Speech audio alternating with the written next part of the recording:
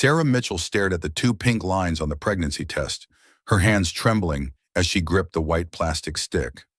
The morning sun streamed through the kitchen window of their Austin home, casting golden shadows across the marble countertops that Brad had insisted on during their renovation last year. She had dreamed of this moment for 3 years of marriage, but now that it was here, something felt different. Wrong.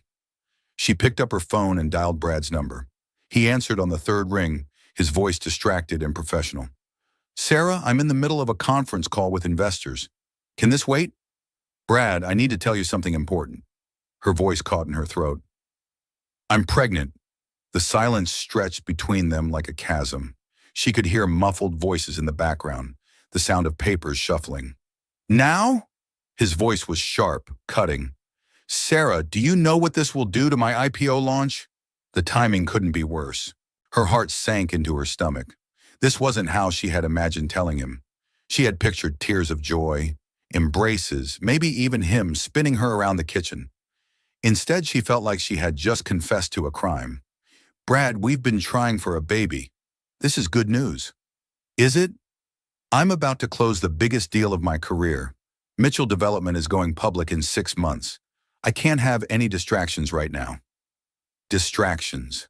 That's what their child was to him. A distraction. "We'll make it work," she whispered, her voice barely audible. "Couples have babies and successful careers all the time." Brad's laugh was cold and bitter. "You mean I'll make it work? Let's be honest, Sarah. You teach art to middle schoolers. I'm building an empire. This is about sacrifice. And right now, I need you to be supportive, not needy." The line went dead. Sarah stood frozen in her kitchen, the pregnancy test still clutched in her hand, feeling smaller than she had ever felt in her life.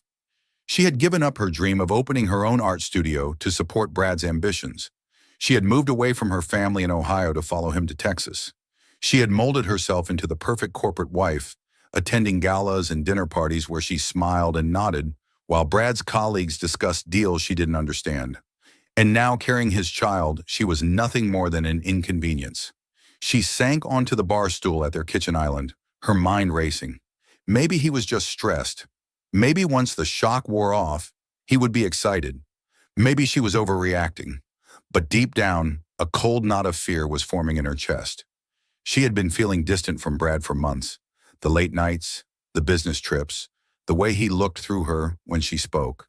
She had attributed it to stress, to his ambitious nature, to the pressures of building his company. Now she wondered if there was something else. Sarah placed her hand on her still flat stomach and whispered, "Don't worry, little one. Mommy will figure this out."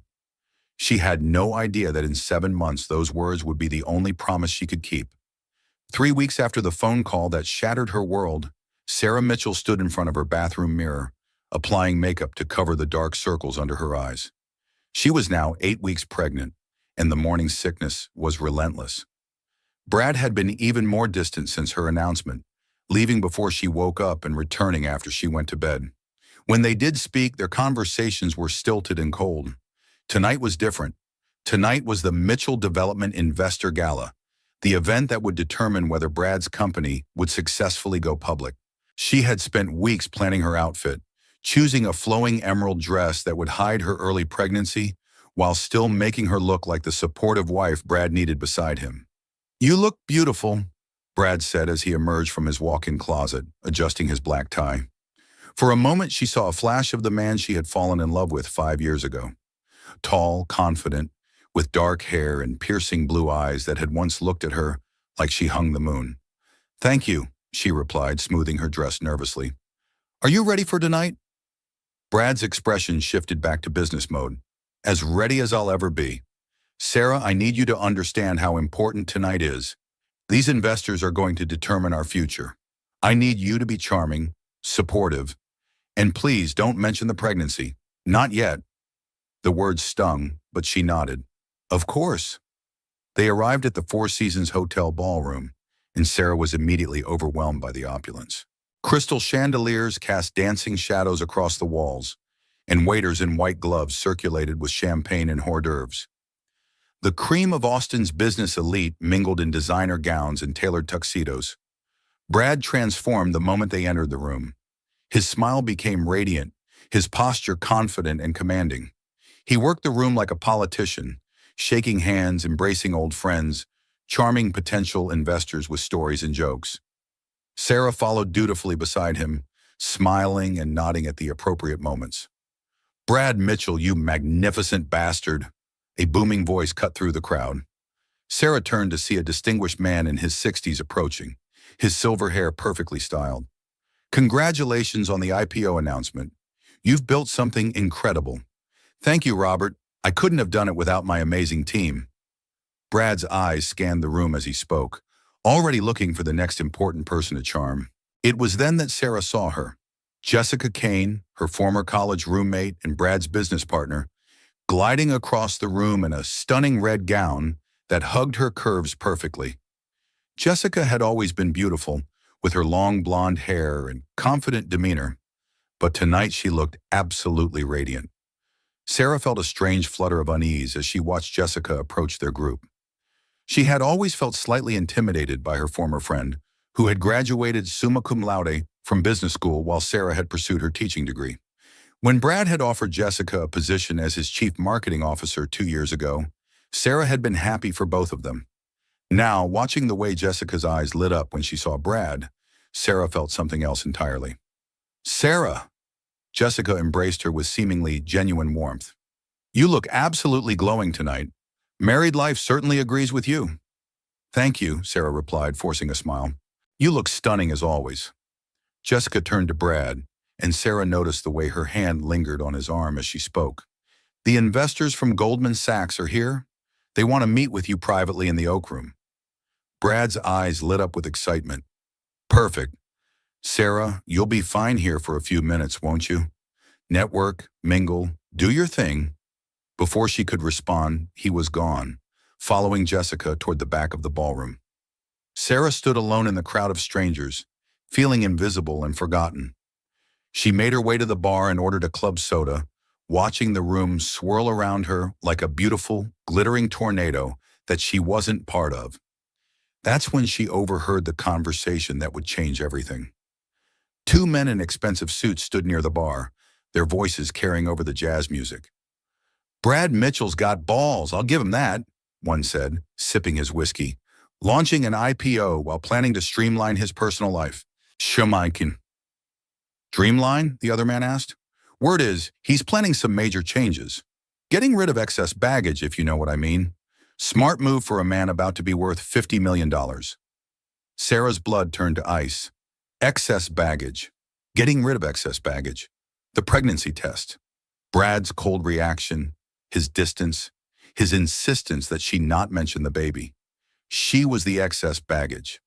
Sarah's hands shook as she gripped her club soda, the overheard conversation echoing in her mind like a death sentence.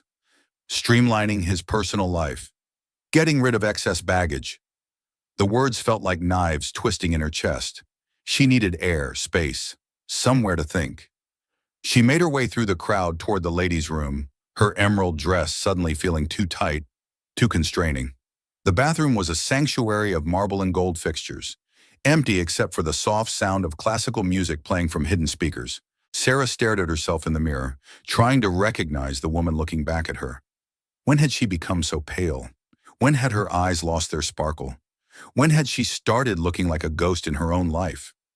The bathroom door opened with a soft whoosh, and Jessica Kane walked in, her red dress shimmering under the vanity lights. She moved with the confidence of a woman who owned every room she entered. "Sarah, there you are. I was looking for you."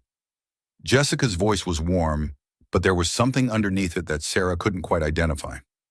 "How are you feeling? You look a little pale." "I'm fine," Sarah replied, though they both knew it was a lie. Jessica moved to the mirror beside her, pulling out an expensive lipstick to touch up her already perfect makeup. "This is such an important night for Brad. For all of us, really. Mitchell Development going public is going to change everything." "Yes, Brad's worked very hard for this," Sarah said carefully. Jessica paused in her lipstick application, her eyes meeting Sarah's in the mirror. "You know, Sarah, I've been thinking about you lately, about how difficult this must all be." "What do you mean?"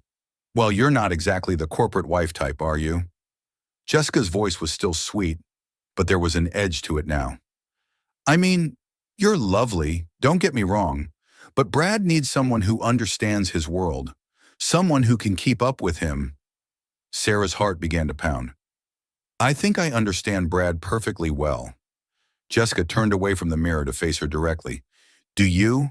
Because from where I'm standing, it looks like you're drowning. You have no idea what Brad's business involves, do you? You don't understand the pressure he's under, the sacrifices he's making. I support Brad in everything he does, Sarah said, her voice rising slightly. Support? Jessica laughed, a tinkling sound that somehow managed to be cruel. Sarah, honey, support means more than just showing up in a pretty dress. It means understanding. It means being able to contribute meaningfully to his success. Sarah felt the walls of the bathroom closing in around her. What are you trying to say, Jessica? Jessica's mask finally slipped, revealing something cold and calculating underneath.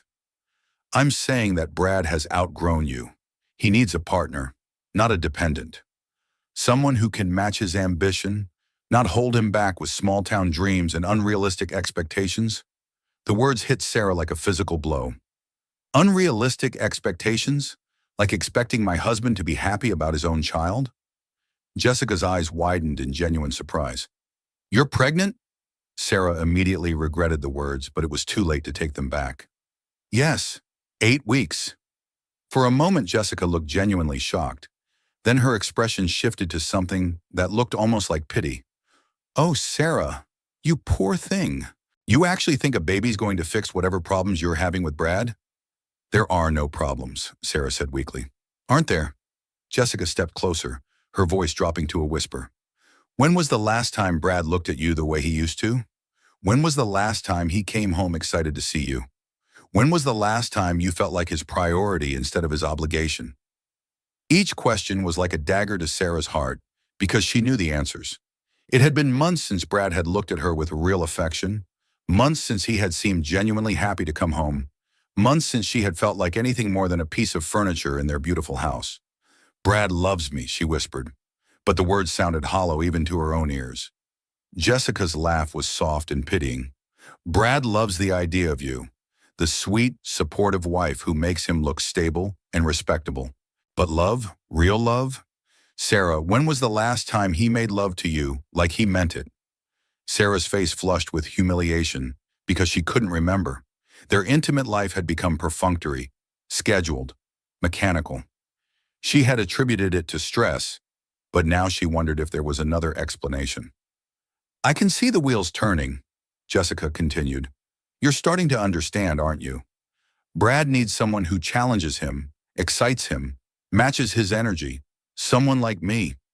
The truth hit Sarah like a freight train. You and Brad, you're having an affair. Jessica's smile was triumphant. Affair is such an ugly word. I prefer to think of it as Brad finally finding his equal. Someone who understands his vision, who can help him build the empire he deserves. Sarah felt like she was drowning, gasping for air in a room that suddenly felt airless. How long?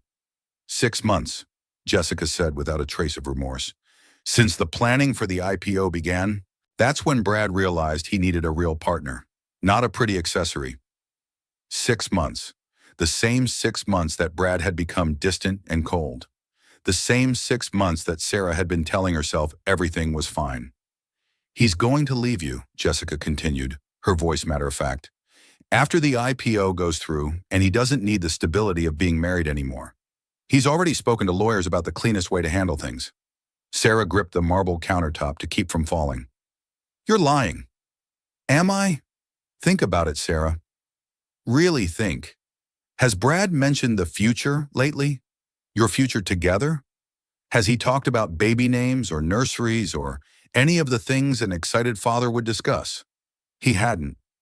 In the 3 weeks since she had told him about the pregnancy, Brad had avoided any mention of the baby, any discussion of their future as parents.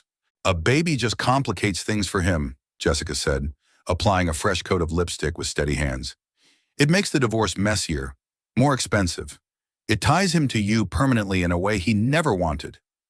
Sarah's vision began to blur with tears. You're wrong. Brad might be distant, but he's not cruel.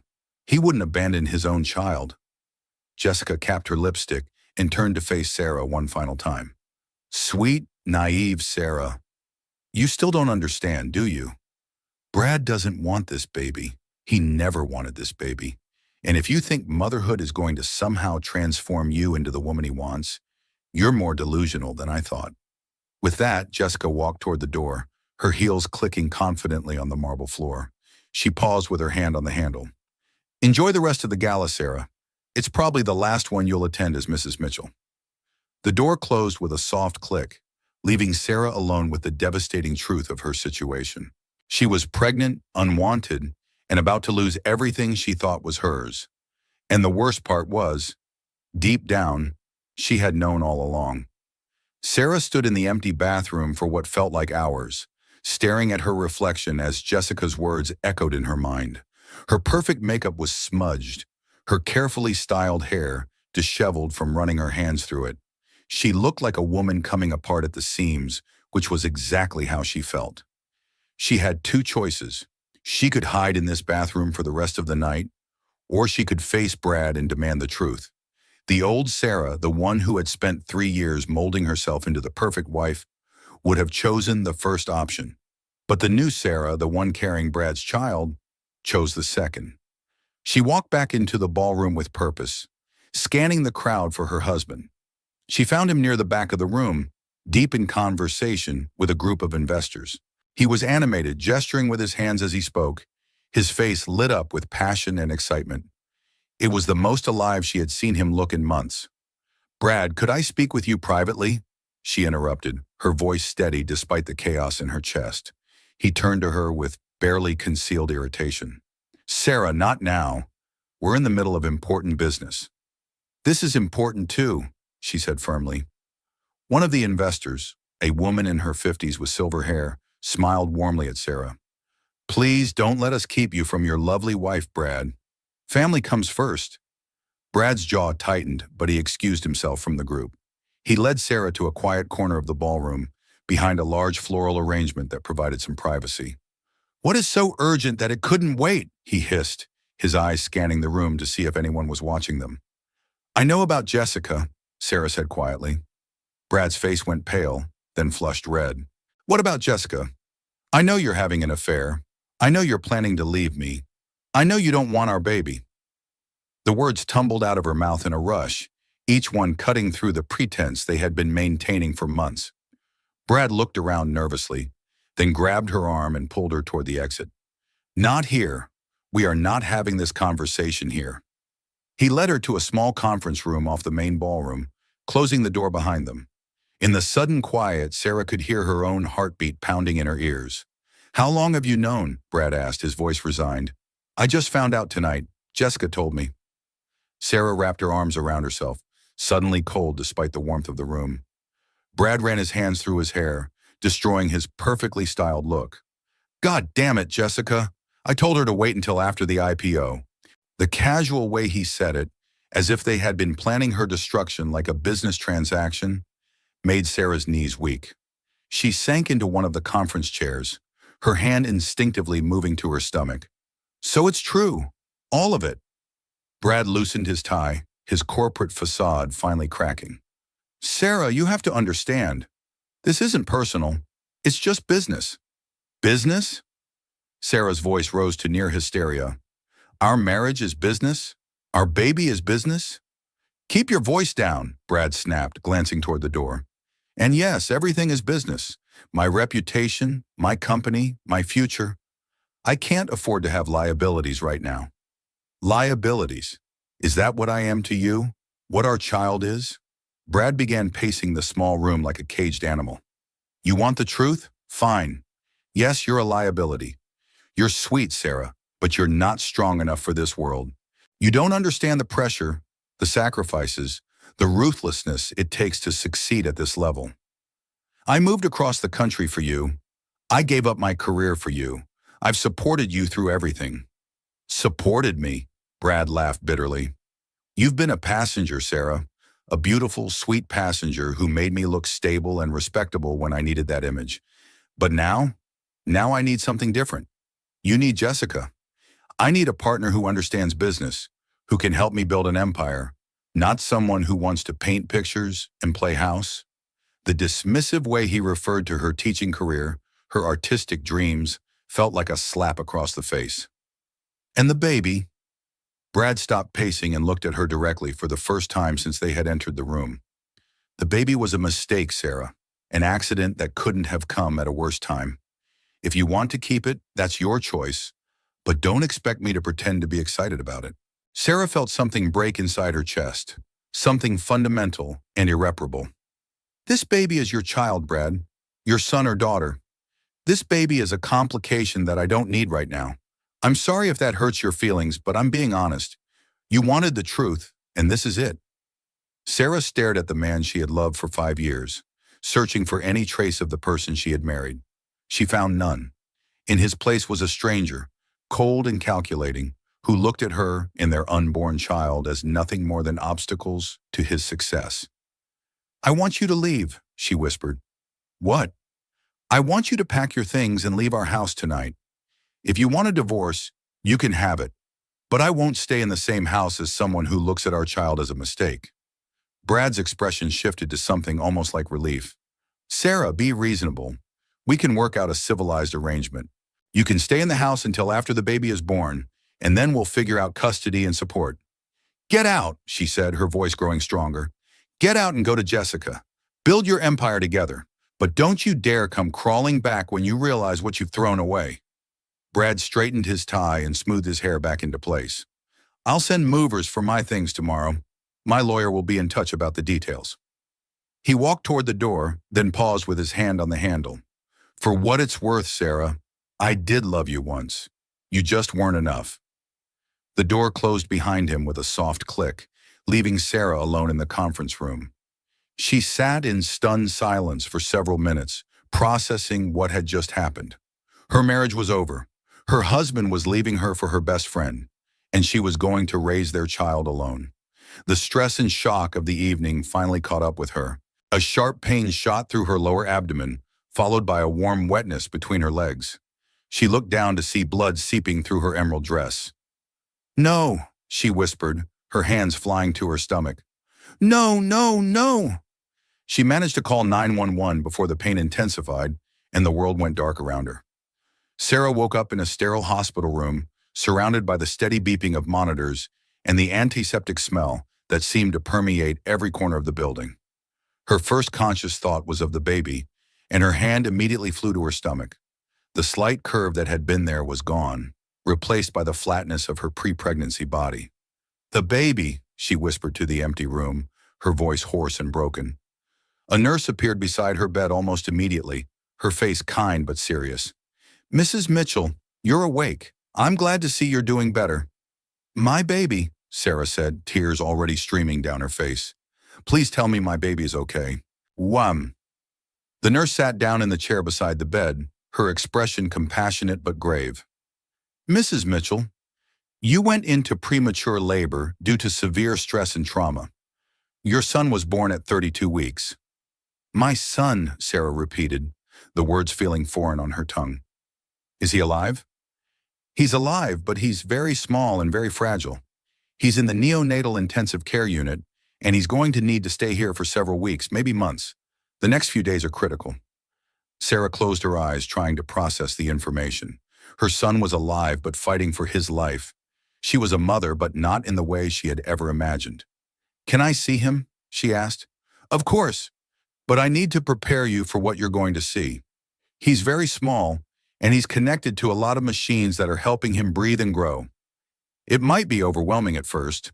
The nurse helped Sarah into a wheelchair and pushed her down several long corridors to the NICU. The ward was hushed and dimly lit, filled with incubators that looked like tiny spaceships. Sarah's breath caught in her throat when she saw her son for the first time. He was impossibly small, no bigger than her hand, with translucent skin and tiny fingers that moved restlessly in his sleep. Tubes and wires connected him to machines that monitored his heart rate, breathing, and oxygen levels. He looked fragile and vulnerable, but he was breathing on his own, and his little chest rose and fell with determined regularity. Hello, baby boy, Sarah whispered, pressing her palm against the warm glass of the incubator. I'm your mommy, and I'm here. I'm going to stay right here with you." She spent the next several hours sitting beside the incubator, talking softly to her son and learning about his care from the nurses. Brad never came. Jessica never came. Sarah's parents were driving down from Ohio, but they wouldn't arrive until the next day. She was completely alone in the most frightening moment of her life. It was during one of these lonely vigils that she first met Marcus Stone. Sarah was dozing in the uncomfortable hospital chair beside her son's incubator when a soft voice woke her. "Excuse me, I don't mean to intrude." She opened her eyes to see a tall man in an expensive suit standing a few feet away. He appeared to be in his early 40s, with dark hair graying at the temples and intelligent brown eyes that held a deep sadness. Despite his obvious wealth, there was something approachable about him, something genuine that set him apart from the corporate types she had grown accustomed to in Brad's world. "I'm Marcus Stone," he said gently. "I was visiting another family here when I heard about your situation. I hope you don't mind my asking, but are you here alone?" Sarah wiped the tears from her face, suddenly self-conscious about her appearance. "Yes, I'm alone. My parents are driving down from Ohio, but they won't be here until tomorrow."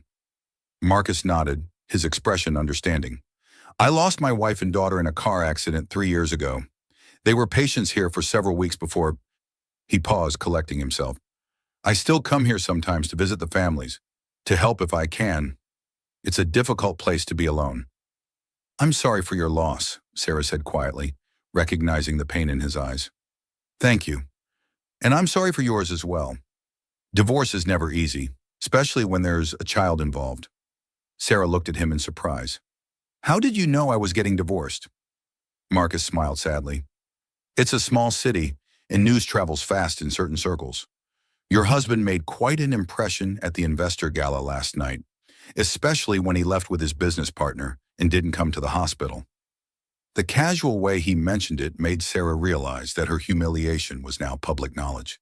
Everyone in Brad's business circle knew that he had abandoned his pregnant wife for another woman. "I suppose everyone's talking about it," she said, feeling fresh tears start to flow. "People always talk, but it doesn't matter what they say. What matters is that little fighter in there." Marcus nodded toward the incubator. "What's his name?" Sarah realized she hadn't even thought about a name. She and Brad had never discussed baby names because he had never wanted to acknowledge the pregnancy. "I don't know yet," she admitted. "I thought I had more time to figure it out." Marcus was quiet for a moment, studying the tiny baby through the glass. "He looks like a fighter. Strong jaw, determined expression. He's going to make it through this." "I hope so. I don't know what I'll do if—" She couldn't finish the sentence. "You'll do what mothers have always done. You'll be stronger than you ever thought possible because he needs you to be." They sat in comfortable silence for a while, both watching the baby's steady breathing. Finally, Marcus spoke again. "Mrs. Mitchell, I know we've just met, but I'd like to help if you'll let me. Medical bills can be overwhelming, especially for premature babies.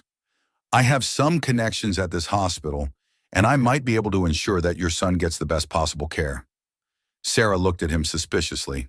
In her experience, wealthy men didn't offer help without expecting something in return. "Why would you want to help us? You don't even know me." Marcus was quiet for a long moment, his eyes fixed on the baby. "Because 3 years ago, I would have given anything to be able to help my daughter fight the way your son is fighting. I couldn't save her, but maybe I can help save him." Something in his voice, a raw honesty that she hadn't heard from a man in months, made Sarah believe him. "I don't know how I could ever repay you," she said. "You don't need to repay me. Just focus on being the mother that little boy deserves." As Sarah watched Marcus talking softly to her son through the glass, she felt something she hadn't felt since before the gala. Hope. Maybe she wasn't as alone as she thought. Maybe there were still good people in the world who helped without expecting anything in return. She had no idea that Marcus Stone had his own reasons for wanting to help her, reasons that had nothing to do with charity and everything to do with justice. 2 weeks had passed since Sarah's son was born, and she had barely left the hospital. She slept in the reclining chair beside his incubator, ate vending machine food, and lived in the scrubs that the nurses had given her. Her world had shrunk to the size of the NICU, where every beep of the monitors was either a celebration or a crisis. Marcus had been true to his word. The best neonatal specialists in the state had quietly appeared to consult on her son's care. The medical bills, which should have been crushing, were mysteriously covered by an anonymous donor. Sarah knew it was Marcus, but when she tried to thank him, he simply changed the subject. Her son was growing stronger every day. The doctors were cautiously optimistic about his progress, though they warned that he would need to stay in the hospital for at least another month. Sarah had finally chosen a name for him, David, after her grandfather, who had taught her that strength came from persistence, not power. She was reading to David from a children's book when her phone rang. The caller ID showed her lawyer's name, and her heart immediately began racing. She had hired Rebecca Torres after Brad's demands for a divorce, and every call from Rebecca brought new bad news. "Sarah, I need you to come to my office immediately," Rebecca said without preamble. "Brad's lawyers have filed some motions that we need to discuss in person. I can't leave David right now. Can't we talk about it over the phone?" "Sarah, this can't wait. I've arranged for one of the nurses to sit with David while you're gone. You need to be here within the hour." The urgency in Rebecca's voice frightened Sarah more than anything that had happened in the NICU. She kissed David goodbye through the glass and promised she would be back soon. Rebecca's office was in downtown Austin, in a gleaming tower that competed with Brad's building for dominance of the skyline. Sarah felt underdressed in her jeans and sweater, but Rebecca had told her there wasn't time to go home and change. "Sit down, Sarah," Rebecca said as soon as Sarah entered her office. "We have a problem." Sarah sank into the leather chair across from Rebecca's desk, her stomach clenching with dread. "What kind of problem?" Rebecca slid a thick stack of papers across the desk. "Brad's lawyers filed these motions yesterday. He's not just asking for a divorce anymore. He's asking for full custody of David." Sarah felt the blood drain from her face. "What? On what grounds?" "He's claiming that you're an unfit mother, that your emotional instability caused David's premature birth, and that you're not mentally capable of caring for a special needs child." The words hit Sarah like physical blows. "That's insane. I've been here every day.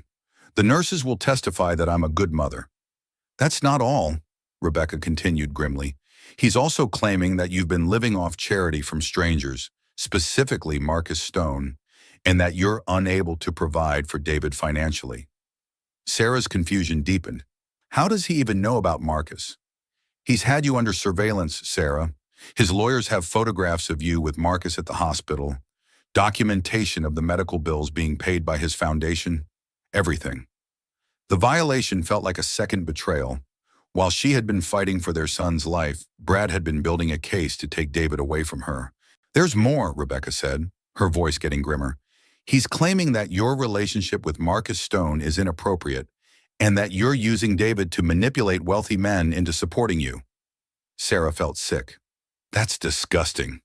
Marcus has been nothing but kind to us. There's nothing inappropriate about our friendship." "I believe you, but Brad's lawyers are painting a different picture. They're suggesting that you're already planning to remarry for money, and that David would be better off with his biological father and Jessica, who they're portraying as a stable, successful businesswoman." The mention of Jessica made Sarah's anger flare. "Jessica? The woman who was having an affair with my husband? They think she's a better mother figure than I am?" According to their filing, Jessica has extensive experience managing large budgets and complex projects, which makes her better equipped to handle David's medical needs. They're also pointing out that Brad can provide private nurses, the best schools, and every advantage that money can buy. Sarah stood up abruptly, pacing to the window that overlooked the city. Below, she could see people going about their normal lives, oblivious to the fact that her world was being systematically destroyed. "Can they really take him away from me?" she asked quietly. Rebecca was quiet for a long moment. "Custody cases involving premature babies are complex. The court will consider what's in David's best interest, and Brad's lawyers are going to argue that his financial resources and stable relationship give him an advantage." "Stable relationship? He left his pregnant wife for his business partner." "Sarah, I need you to understand something. Brad is very wealthy, and he's hired the best family law firm in the state. They're going to use every advantage they have, including painting you as an unstable, gold-digging single mother who can't provide for her child." Sarah slumped back into the chair, feeling defeated. "So what do I do?" "We fight back, but I need to ask you some difficult questions about Marcus Stone." Sarah looked up in alarm. What about him? Sarah, Marcus Stone isn't just some kind philanthropist. He's one of the wealthiest men in Texas, worth over $2 billion. His technology company is one of the largest in the country. The question is, why is he so interested in helping you and David? The implication in Rebecca's voice made Sarah defensive. He lost his own wife and daughter. He understands what it's like to face tragedy alone. I've done some research on Marcus, and his story is more complicated than that. His wife and daughter were killed in a car accident 3 years ago, but what's interesting is where the accident happened. Rebecca pulled out another file and opened it on the desk. The accident occurred when a bridge collapsed during construction. The construction company that built the bridge was a subsidiary of Mitchell Development. Sarah felt the world tilt on its axis. What are you saying? I'm saying that Marcus Stone might have his own reasons for wanting to help you, reasons that have nothing to do with charity. If he blames Brad for his family's death, then helping you fight Brad in court could be his way of getting revenge. The revelation hit Sarah like a tsunami. Everything Marcus had done, every kindness he had shown, every bill he had paid, could all be part of an elaborate plan for revenge against Brad. But that would mean, Sarah began, then stopped as the full implications sank in. That would mean you and David are pawns in a much larger game, Rebecca finished. Sarah, I need you to think very carefully about your relationship with Marcus Stone. If Brad's lawyers can prove that you're being manipulated by someone seeking revenge against their client, it could destroy your custody case. Sarah sat in stunned silence, trying to process this new information. The one person who had shown her kindness during the darkest period of her life might have been using her all along. The thought was almost too painful to bear. What do I do? She whispered. You need to confront Marcus and find out the truth, and depending on what he tells you, you might need to cut all ties with him to protect your custody case. As Sarah left the lawyer's office, her mind was reeling. She thought she had hit rock bottom when Brad left her, but somehow she kept falling deeper into an abyss where nothing was what it seemed and no one could be trusted. She drove back to the hospital in a daze, dreading the conversation she was about to have with the man who had become her only friend in the world. Sarah found Marcus exactly where she expected him to be, sitting beside David's incubator, reading quietly from a business journal. Over the past 2 weeks, he had fallen into a routine of visiting every evening after work, often staying until the nurses forced him to leave at the end of visiting hours. Watching him now, Sarah tried to reconcile this gentle, caring man with the image of a calculating billionaire seeking revenge. Marcus, she said softly, not wanting to startle him. He looked up with a warm smile that had become familiar and comforting. Sarah, you're back. How did the meeting with your lawyer go? The question felt loaded with new meaning. Did he already know what Rebecca had told her? Was he waiting to see if she had discovered the truth? Not well, she said, settling into the chair across from him. Marcus, I need to ask you something, and I need you to be completely honest with me. His expression grew serious, and Sarah thought she saw a flicker of something in his eyes. Fear, guilt, resignation. Of course, he said. Ask me anything. Sure. Sarah took a deep breath, steeling herself for what might be the end of the only friendship she had left. Did your wife and daughter die in an accident involving one of Brad's construction projects? Marcus went very still, his eyes fixed on David's sleeping form. For a long moment, the only sounds in the room were the steady beeping of the monitors and the soft hum of the ventilator. Yes, he said finally, his voice barely above a whisper. The simple admission hit Sarah harder than she had expected. So everything you've done for us, it's been about getting revenge on Brad? Marcus looked at her directly then, and she was surprised to see tears in his eyes. It started that way, he said quietly. When I first heard about what Brad had done to you, leaving you alone and pregnant, I saw an opportunity to hurt him the way he had hurt me. I thought if I could help you fight him in court, if I could make him lose his son the way I lost my daughter, it would somehow balance the scales. Sarah felt like she was drowning again, the way she had in the bathroom at the gala. So I was just a tool for your revenge? No, Marcus said firmly. That's how it started, but it's not how it continued. Sarah, the first time I saw you here, talking to David through that glass, promising him that you would never leave him, I saw something that I thought I had lost forever. What? Hope. Love. The kind of fierce, protective love that Clara had for our daughter Emma. You reminded me that there was still good in the world, still people worth fighting for. Sarah wanted to believe him, but Rebecca's warnings echoed in her mind. How do I know you're telling the truth? How do I know this isn't just another manipulation? Marcus stood up and walked to the window, his hands clasped behind his back. 3 years ago, my wife Clara was driving our 5-year-old daughter Emma to her grandmother's house for the weekend. They were crossing the Riverside Bridge when it collapsed. The bridge had been built by Mitchell Development 6 months earlier, using substandard materials to increase profit margins. His voice was steady, but Sarah could hear the pain underneath it. The investigation found that Brad had personally approved the cost-cutting measures that weakened the bridge's structural integrity. 11 people died that day, including my wife and daughter. Sarah pressed her hand to her mouth, horrified by the revelation. Oh my God, Marcus, I'm so sorry. The lawsuits were settled out of court. Brad paid millions in damages, but he never admitted fault. He never apologized. He never even acknowledged that his decisions had consequences for real people with real families. Marcus turned back to face her, his eyes blazing with a pain that went bone deep. So yes, when I heard that Brad Mitchell had abandoned his pregnant wife for another woman, I saw an opportunity for justice. But what I found when I got here was something much more important than revenge. What? I found a woman who loved her child enough to fight the entire world for him. I found a baby who refused to give up, just like my Emma used to refuse to give up when she was learning to ride her bike or tie her shoes. I found a family worth protecting, not because it would hurt Brad, but because it deserved to exist. Sarah studied his face, trying to read the truth in his expression. My lawyer says that if Brad's attorneys can prove you're using me for revenge, I could lose custody of David. Marcus nodded grimly. I know. That's why I've been trying to figure out how to tell you the truth without destroying everything. So what do we do now? Marcus returned to his chair, leaning forward with his elbows on his knees. We have two choices. I can walk away right now, disappear from your life completely, and let you fight Brad on your own. It might help your custody case, but it would also mean David doesn't get the medical care he needs, and you don't have the financial resources to fight Brad's lawyers. What's the other choice? We go all in. I testify about Brad's role in my family's death.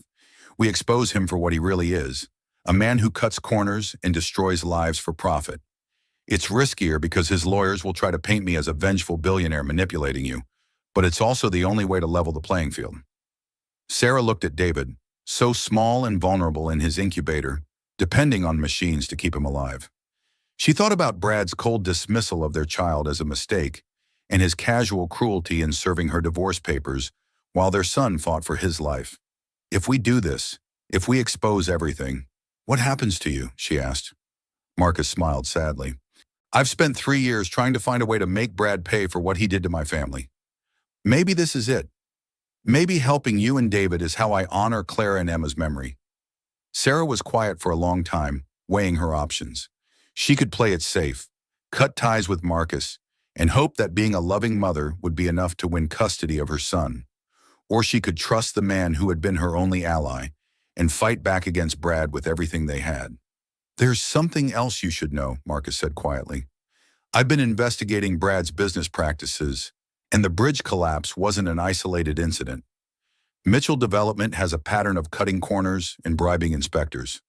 If that information came to light during a custody hearing, it would destroy him, Sarah finished. It would give you leverage, real leverage, the kind that wins custody cases. Sarah reached out and placed her hand on the warm glass of David's incubator. Her son's tiny fingers moved in his sleep, and she imagined that he was reaching for her. What kind of man cuts corners on a bridge? She asked quietly. The same kind of man who abandons his pregnant wife and calls his own child a mistake, Marcus replied. Sarah made her decision. All right, we go all in, but I need to know that you're doing this for the right reasons now. Marcus reached across the space between their chairs and gently touched her hand. Sarah, I'm doing this because David deserves to grow up with a mother who loves him more than anything in the world, and because you deserve justice for what Brad has put you through. For the first time since the gala, Sarah felt like she wasn't fighting alone. It was a dangerous alliance built on mutual pain and the desire for justice. But it was also her best chance to keep her son. "So what's our next move?" she asked. Marcus smiled, and for the first time since she had known him, it wasn't a sad smile. It was the smile of a man preparing for war. "We give Brad's lawyers exactly what they're not expecting," he said. "The truth." The courtroom was packed with reporters, lawyers, and curious onlookers who had been following the sensational custody case that had dominated Austin's society pages for weeks. Sarah sat at the plaintiff's table beside Rebecca, wearing a simple navy dress that Marcus had insisted on buying her. Across the aisle, Brad sat with his team of high-powered attorneys, Jessica beside him in a cream-colored suit that probably cost more than Sarah's monthly salary as a teacher. David, now 6 weeks old and finally strong enough to leave the NICU, slept peacefully in his carrier beside Sarah's chair. The irony wasn't lost on her that her son's first trip outside the hospital was to a courtroom where his future would be decided. Judge Patricia Williams called the court to order, and Sarah felt her heart hammering against her ribs. Rebecca had warned her that custody cases involving wealthy defendants were always uphill battles, especially when the mother was financially disadvantaged. Brad's lead attorney, a sharp-faced woman named Catherine Drake, stood to present their opening statement. She was exactly what Sarah had expected: polished, confident, and ruthless. "Your Honor," Drake began, "this case is about what's best for baby David Mitchell. My client, Bradley Mitchell, is a successful businessman who can provide his son with every advantage: the best schools, the best medical care, the best opportunities that money can buy. He has a stable relationship with Jessica Kane, a successful businesswoman who is eager to help raise David." Drake gestured towards Sarah with barely concealed disdain. "The mother, Sarah Mitchell, is an unemployed art teacher who has been living off the charity of strangers. She has no permanent residence, no steady income, and no plan for supporting a child with special medical needs. More concerning, she has formed an inappropriate relationship with Marcus Stone, a billionaire who has his own agenda in this case." Sarah felt her cheeks burn with humiliation as Drake painted her as an unstable gold digger. She glanced at the reporters in the gallery, knowing that every word would be splashed across tomorrow's headlines. "Mr. Mitchell is not seeking to punish his ex-wife," Drake continued. "He simply wants what's best for his son, a stable home with 2 parents who can provide for all of his needs." Rebecca stood for the defense's opening statement, and Sarah held her breath. "Your Honor, this case is indeed about what's best for David Mitchell," Rebecca began, "but it's also about the truth. The truth is that Bradley Mitchell abandoned his pregnant wife when she needed him most. The truth is that he has never visited his son in the hospital, never held him, never even asked about his medical condition." Rebecca's voice grew stronger as she continued. "The truth is that Sarah Mitchell has been by her son's side every single day since he was born, learning to care for his medical needs, advocating for his treatment, and loving him unconditionally. And the truth is that Bradley Mitchell's business practices have directly resulted in the deaths of innocent people, including the family of Marcus Stone." Drake immediately objected, but Judge Williams allowed Rebecca to continue. "We will show that Mr. Mitchell's pattern of putting profit above safety extends to his personal life, where he puts his own interests above those of his family. We will show that Marcus Stone's support for Sarah and David is not manipulation, but justice. And we will show that David Mitchell's best interests are served by remaining with the mother who has fought for his life from the very beginning."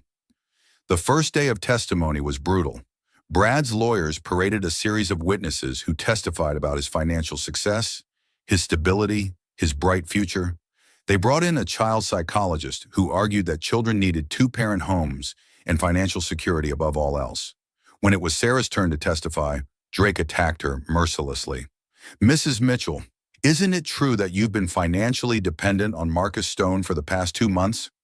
"Mr. Stone helped with David's medical bills," Sarah replied carefully. "Helped? He's paid over $200,000 in medical expenses. What did you do to earn that kind of generosity?" The implication made Sarah's stomach turn. "I didn't do anything except be a mother to my son." "A son you can't afford to care for without the charity of wealthy men?" Rebecca objected, but the damage was done. Sarah could see the doubt in the judge's eyes. the way the reporters scribbled frantically in their notebooks. The second day began with Brad's testimony, and Sarah was shocked by how convincing he was. He spoke eloquently about his love for David, his regret about the timing of the divorce, his desire to provide his son with every opportunity. "I know I made a mistake," he said, looking directly at the judge with seeming sincerity. "The end of my marriage was painful for everyone involved, but I want to do right by my son now. I want to give him the life he deserves." When Rebecca cross-examined him, she was relentless. "Mr. Mitchell, when did you first visit your son in the hospital?" Brad shifted uncomfortably. "I've been very busy with the IPO launch. I wanted to wait until he was more stable." "Ahina. So you haven't visited him at all?" "Not yet, but I plan to." "Mr. Mitchell, your son is 6 weeks old. He's been fighting for his life since the day he was born. You live 20 minutes from the hospital. What could possibly be more important than seeing your own child?" Brad's composure finally cracked. "You don't understand the pressure I've been under. The IPO, the divorce, the media attention. I needed to get my life stable before I could focus on David." "More stable? You mean more profitable?" Drake objected, but Rebecca pressed on. "Mr. Mitchell, didn't you tell your wife that the baby was a mistake and a distraction from your business?" "I was stressed. I said things I didn't mean." Rebecca pulled out her phone and placed it on the witness stand. "Your Honor, I'd like to play a recording that Mrs. Mitchell made of a conversation with her husband on the night their son was born." Sarah had forgotten about the voice memo she had recorded on her phone during one of Brad's cruel speeches at the hospital. Rebecca had discovered it during trial preparation and convinced Sarah to allow its use. Brad's voice filled the courtroom, cold and dismissive. "The baby was a mistake, Sarah. An accident that couldn't have come at a worse time.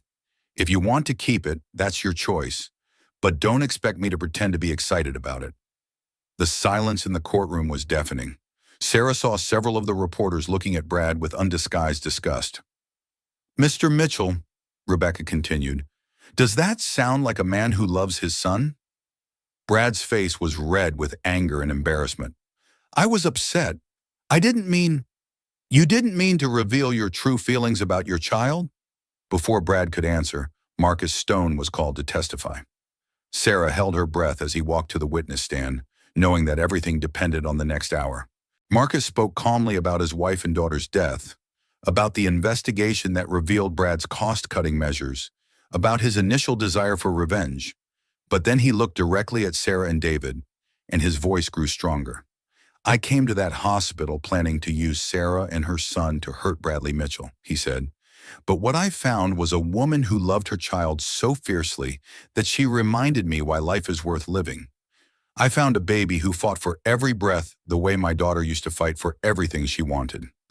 I realized that revenge was less important than justice, and justice means making sure David grows up with the parent who truly loves him." When Drake cross-examined Marcus, she tried to paint him as a manipulative billionaire seeking revenge. But Marcus was prepared for every attack. "Ms. Drake, you keep talking about my wealth as if it's disqualifying. But isn't it better for David to have people in his life who can provide for him, whether that's his mother's love or my financial support?" "Are you saying you intend to continue supporting Mrs. Mitchell financially?" Marcus smiled. "I'm saying that I intend to make sure David has everything he needs to thrive, including a mother who puts his needs above her own." The trial lasted 4 days, and by the end, Sarah felt emotionally drained, but cautiously hopeful. Rebecca had systematically dismantled Brad's image as a caring father, while building a case that Sarah was not only a loving mother, but also had the support system necessary to care for David. On the final day, Judge Williams called for closing arguments. Drake made one last attempt to portray Brad as a reformed man seeking redemption, while Rebecca hammered home the theme of love versus money. "Your Honor," Rebecca concluded, "this case comes down to a simple question. What does David Mitchell need most? He needs a parent who has been there from the beginning, who has fought for his life when it hung in the balance, who sees him as a blessing rather than a burden. He needs Sarah Mitchell, the mother who has never left his side." Judge Williams announced that she would render her decision the following week, and the courtroom slowly emptied. Sarah sat holding David, feeling emotionally exhausted but proud that she had fought for him with everything she had. As they left the courthouse, Marcus placed a gentle hand on her shoulder. "Whatever happens," he said quietly, "you were magnificent in there. David is lucky to have you as his mother." Sarah looked down at her son, who was awake and looking at her with bright, alert eyes. For the first time since this nightmare began, she felt like she might actually win. The week of waiting for Judge Williams' decision was the longest of Sarah's life. She returned to her routine at the hospital with David, who was now healthy enough to go home, but couldn't be discharged until the custody issue was resolved. The media attention had been relentless, with reporters camping outside the courthouse and the hospital, desperate for any update on the case that had captivated the city. Marcus had been notably absent since the trial ended, and Sarah wondered if he was having second thoughts about their alliance. Rebecca had warned her that billionaires often distanced themselves when legal cases became too public, protecting their reputations and business interests. On Friday morning, exactly 1 week after closing arguments, Rebecca called with the news Sarah had been both hoping for and dreading. "Judge Williams wants to see us in her chambers at 2 o'clock, Rebecca said. "She's ready to announce her decision." Sarah's hands shook as she hung up the phone. In 3 hours, she would know whether she would be raising David or whether he would be going home with Brad and Jessica. She spent the morning with David, talking to him about everything and nothing, trying to memorize every detail of his face in case it was the last time she would hold him as his mother. "Whatever happens, baby boy," she whispered, "know that Mommy loves you more than anything in the world." At 1:30, Sarah arrived at the courthouse with Rebecca. The media circus outside was even larger than it had been during the trial, with news vans from as far away as Dallas and Houston lined up along the street. Sarah kept her head down as Rebecca guided her through the crowd of reporters shouting questions. Inside Judge Williams' chambers, the atmosphere was tense but dignified. Brad sat with his legal team on one side of the room, while Sarah and Rebecca took their seats on the other. Jessica was notably absent, which Sarah found curious but didn't have time to think about. Judge Williams entered wearing her black robes, her expression unreadable. She was in her 50s with gray hair and kind eyes that had seen every type of family drama imaginable. "Before I announce my decision," Judge Williams began, "I want to address some new information that has come to light since the trial ended." Sarah felt her heart skip a beat. New information could be good or bad, and she had no way of knowing which. "Yesterday, I received a call from the FBI's White-Collar Crime Division. They informed me that Mr. Bradley Mitchell is under federal investigation for fraud, bribery, and criminal negligence in connection with multiple construction projects, including the Riverside Bridge collapse that killed 11 people 3 years ago." Sarah heard Brad's sharp intake of breath and saw his lawyers exchange alarmed glances. "Furthermore," Judge Williams continued, "I was informed that Mr. Mitchell's IPO has been suspended pending the investigation and that his company's assets have been frozen by federal authorities." The revelation hit the room like a bomb.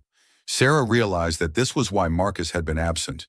He had been working with federal investigators to bring down Brad's empire.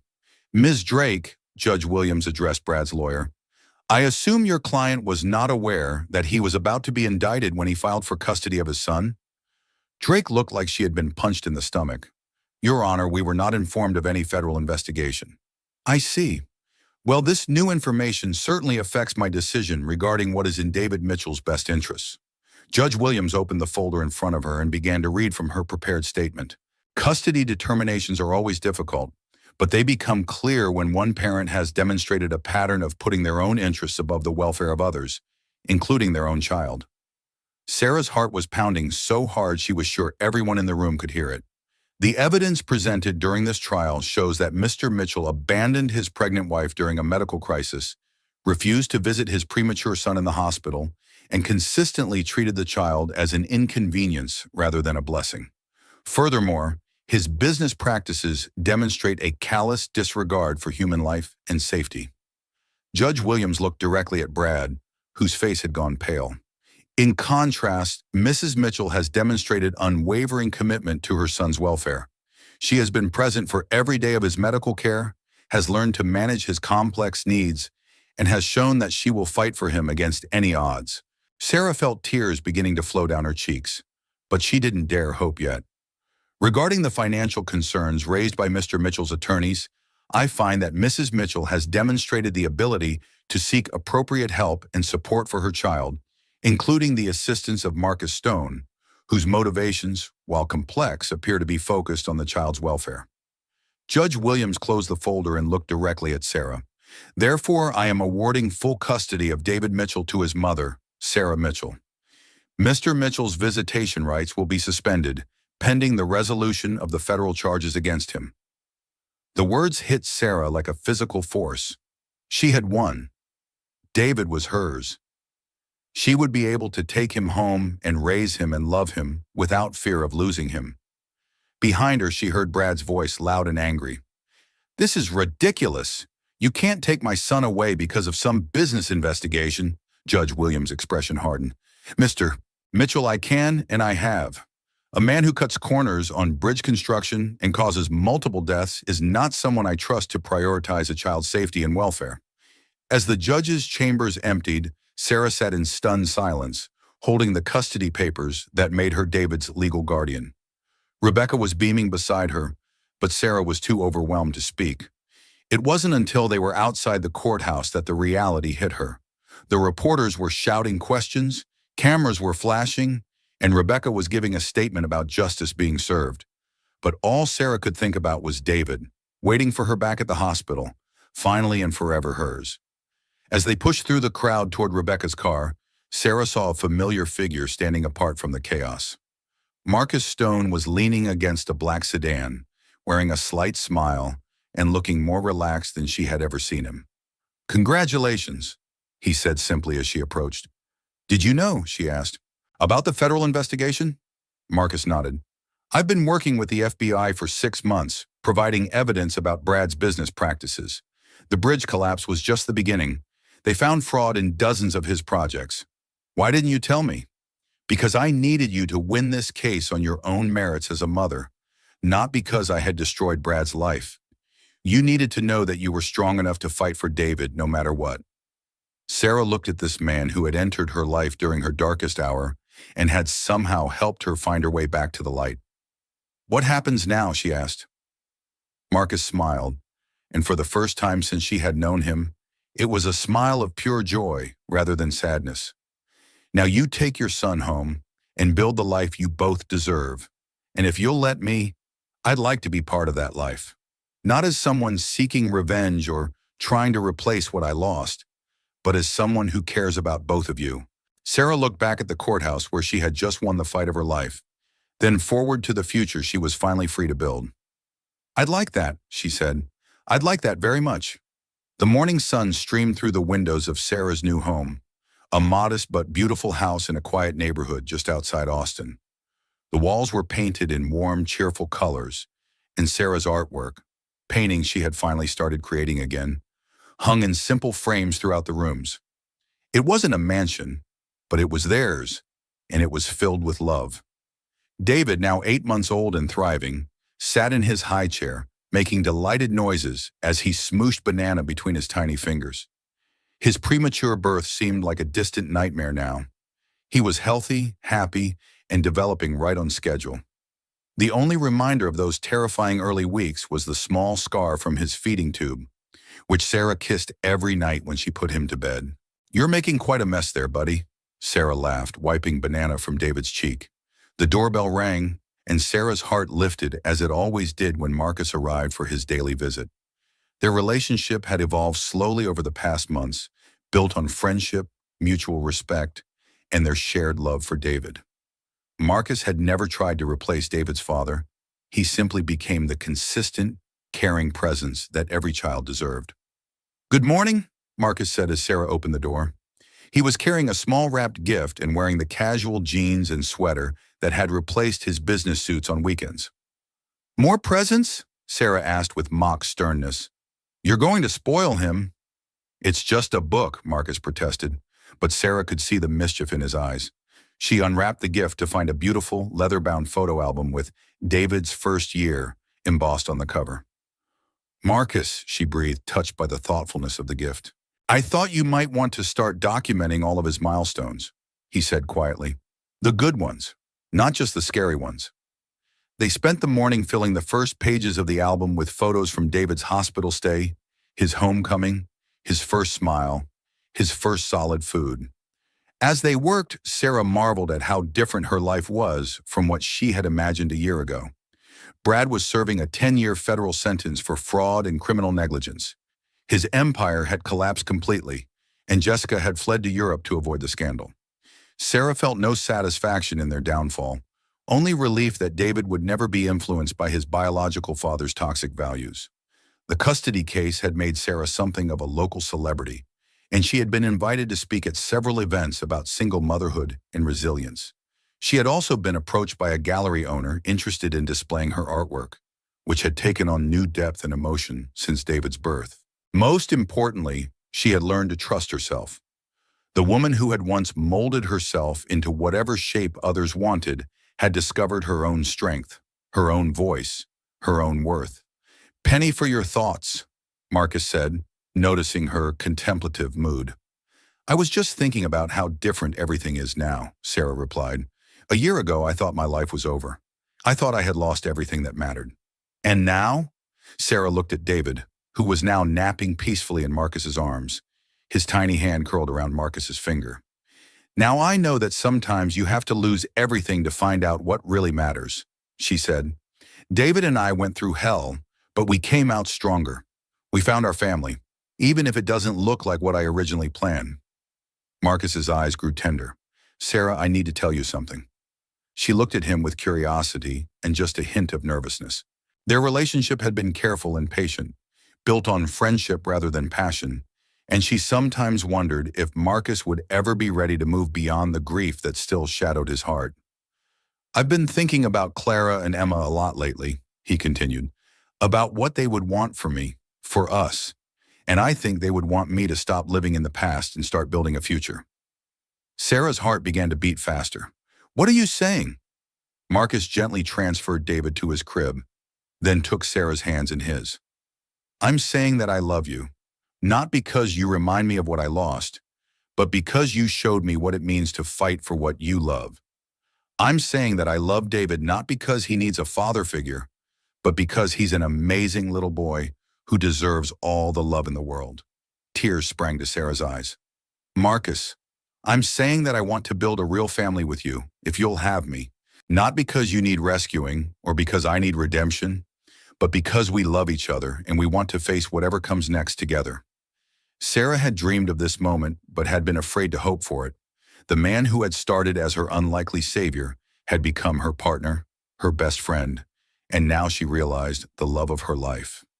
"Yes," she whispered, then louder. "Yes, of course. Yes." As Marcus kissed her, Sarah felt the last piece of her broken heart heal. She thought about the journey that had brought them to this moment, the betrayal, the fear, the fight, the victory. Every painful step had been necessary to get them here, to this perfect, imperfect, beautiful life they had built together. David stirred in his crib, making the soft, cooing sounds that meant he was waking up from his nap. Sarah and Marcus broke apart, laughing, to tend to their son. "Our son," Sarah corrected herself, and the words felt perfectly right. Later that evening, as Sarah tucked David into his crib, she whispered the same words she had said during those terrifying nights in the hospital. "Mommy loves you more than anything in the world." But now she added something new. "And you have a daddy who loves you just as much. We're a family, baby boy. A real family." As she turned off the lights and closed the door to David's room, Sarah reflected on the strange turns her life had taken. The millionaire who had left her pregnant and broken was in prison. The best friend who had betrayed her was in exile. And the man who had started as a stranger seeking revenge had become her husband and David's father. Sometimes the worst betrayals led to the greatest blessings. Sometimes losing everything was the only way to find what really mattered. And sometimes the family you created was stronger than the one you were born into. Sarah looked out the window at the stars beginning to appear in the darkening sky and whispered a prayer of gratitude for the long, difficult journey that had brought her home. And that's how Sarah's story ends. But maybe it's how yours begins. If you made it this far, something about Sarah's journey resonated with you. Maybe you felt abandoned when you needed support most. Maybe you've wondered if you're strong enough to fight for what matters. Maybe you're facing your own impossible situation right now. Here's what I want you to remember. Sarah started this story as someone who thought she wasn't enough. She ended it knowing she was more than enough. The difference wasn't luck or money or even having Marcus in her corner. The difference was refusing to give up on herself and the people she loved. Your story might not involve courtrooms or billionaires, but it does involve the same choice Sarah faced every day. Will you fight for what matters, or will you let others define your worth? We share these stories because they remind us that resilience isn't about being perfect. It's about getting back up one more time than you fall down. It's about believing you deserve love and respect, even when the world tells you otherwise. If this story inspired you, moved you, or gave you hope when you needed it most, do me a favor. Hit that like button to let me know it mattered to you. Drop a comment and tell me what part of Sarah's journey spoke to your heart. Share this video with someone who needs to hear that their story isn't over yet.